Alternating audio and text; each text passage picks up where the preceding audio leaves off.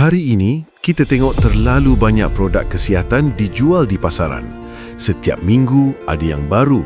Setiap bulan ada yang paling berkesan.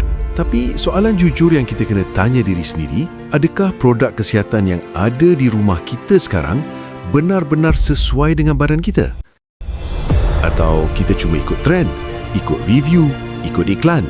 Hakikatnya, dunia kesihatan sentiasa berubah. Produk datang dan pergi, jenama naik dan jatuh. Tapi ada satu rawatan yang tak pernah hilang dari sejarah.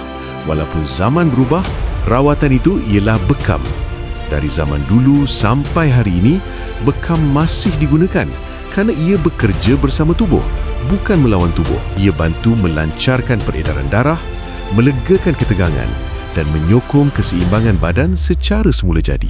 Dan kalau anda bukan sekadar mahu mencuba, tetapi mahu memahami bekam dengan betul, cara yang selamat, teknik yang tepat dan disiplin rawatan yang sebenar, inilah masa untuk anda naik satu level. Kalau anda serius nak belajar bekam, jom sertai kelas bekam. Belajar daripada asas, faham prosedur dan bina keyakinan untuk rawat dengan cara yang betul. Ilmu yang betul hari ini jadi kualiti rawatan esok.